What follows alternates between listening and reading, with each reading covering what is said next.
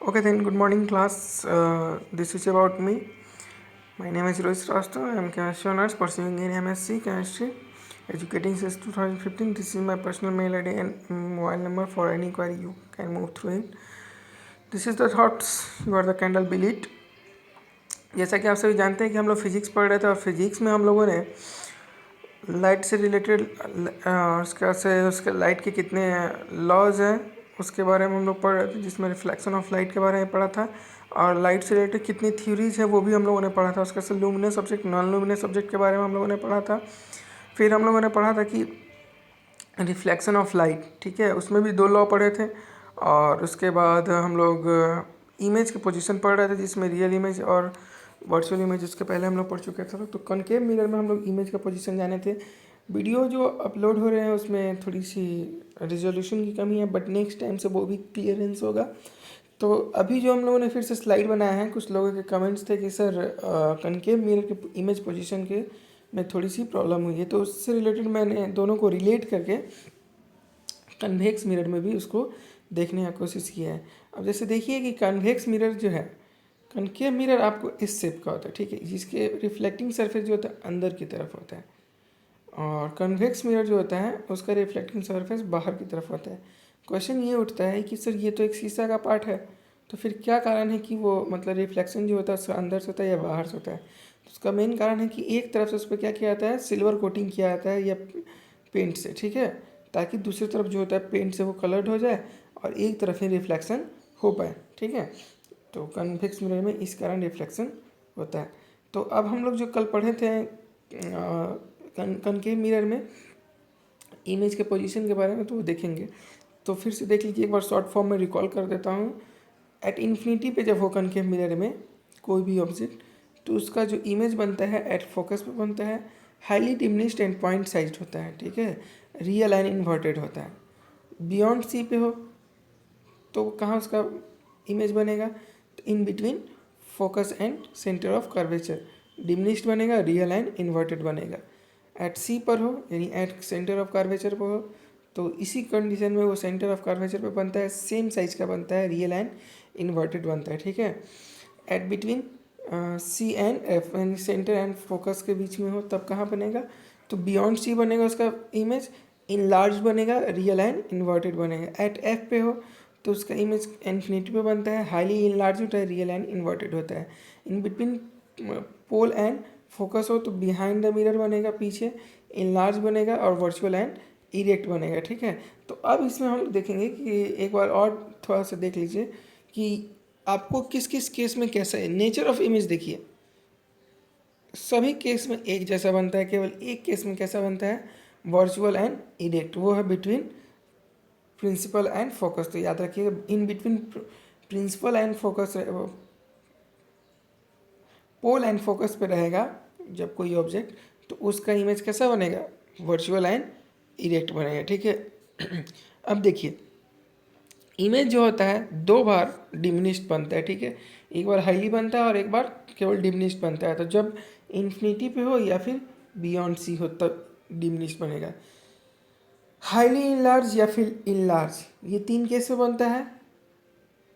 Eight F पे यानी focus पे हो तो highly in large, between C and F पे हो, बिटवीन पी एंड एफ पे हो। तो जब भी फोकस बने, तीनों केस में देखिए एफ था तो एफ के केस में हमेशा क्या बनेगा, इन लार्ज बनेगा, ठीक है। एट सी पे रहेगा तो मैंने बताया कि सेम साइज बनेगा, ओके। अब देखिए, एट सी पे था तो एट सी पे बना, ये देखिए बियॉन्ड सी पे था जब, तो between focus and centre of curvature बना ना, तो यहाँ पे ये इसका अपोजिट है, between focus and centre of curvature पर रहेगा, तो इमेज कहाँ बनेगा, बियॉन्ड सी पे, ठीक है। एट इन्फिनिटी पे था तो एट फोकस पे बना, तो यहाँ पे एट फोकस पे है तो कहाँ बनेगा, एट इन्फिनिटी बनेगा। तो आप लोग को ज़्यादा नहीं, मात्र 2 ही चीज़ या 3 चीज़ इसमें अच्छे से याद करना है, बाकी ये याद हो जाएगा आप लोगों को। चलिए,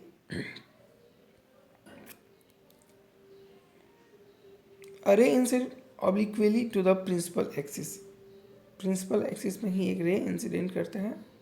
देखिए, ये भी यहाँ पे रिफ्लेक्शन के प्रोसेस को शो ऑफ कर रहा है, ये कनकेव मिरर में, ये कन्वेक्स मिरर में।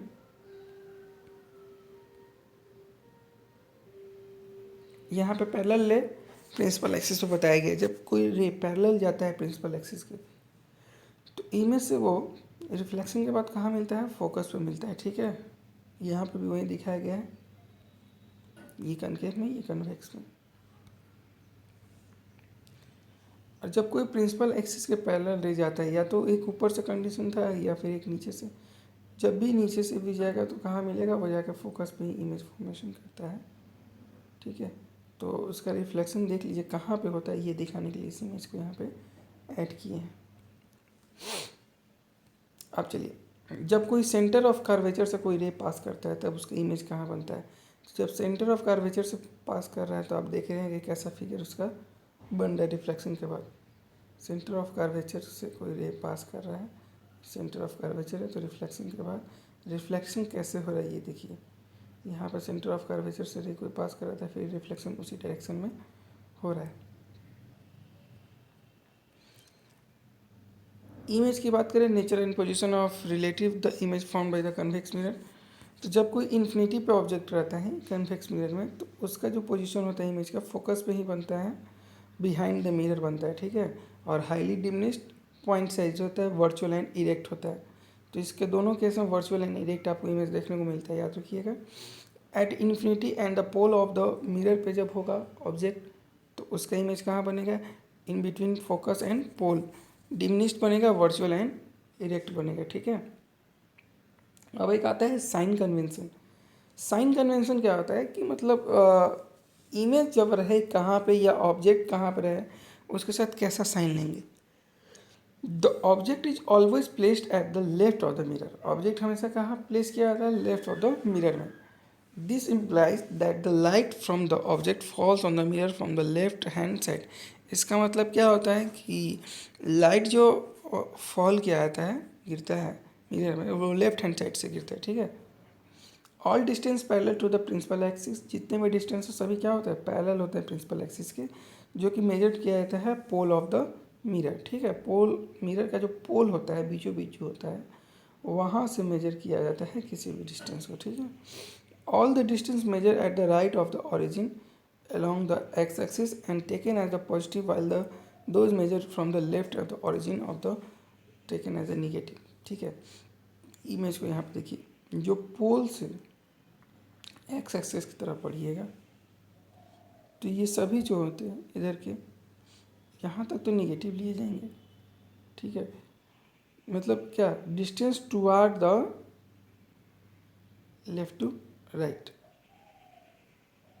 ठीक है। मतलब इमेज से जितने दूर जाएगा वो निगेटिव बनेगा, इमेज से जितने मतलब मिरर के जितने नज़दीक जाएगा वो कैसा देगा, पॉजिटिव देगा।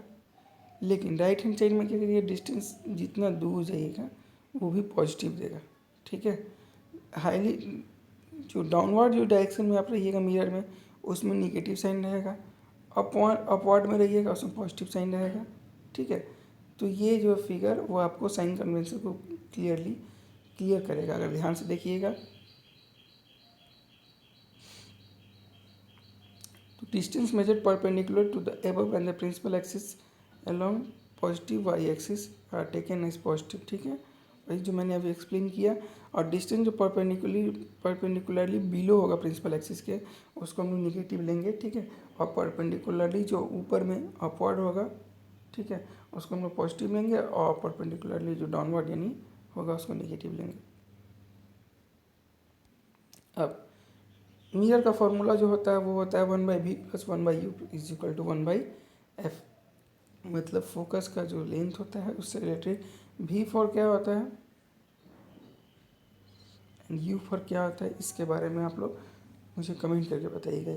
ये मिरर फार्मूला होता है, इसको समझना ज़रूरी था। जब इससे रिलेटेड डाउट्स आएंगे तो मैं इससे रिलेटेड जब क्वेश्चन बताऊंगा तो उसमें इस फार्मूला को प्रूफ भी करूँगा, ठीक है, अगर प्रूफ की आवश्यकता पड़ती है तो। और इसका उपयोग आप क्या कर सकते हो, क्वेश्चन बनाने में करोगे। जब इससे रिलेटेड जब डाउट्स बताऊंगा मैं, तब बताऊंगा कि इमेज कैसा होगा, क्या होगा जब क्वेश्चन में देगा, ठीक है। और लीनियर मैग्नीफिकेशन क्या होता है, जब कोई ऑब्जेक्ट और उसकी इमेज का रेशियो निकालते हैं तो उसको हम लोग मैग्नीफिकेशन कहते हैं। और फार्मूला होता है मैग्नीफिकेशन का m = हाइट ऑफ HI/HO। मतलब HI for image O for object.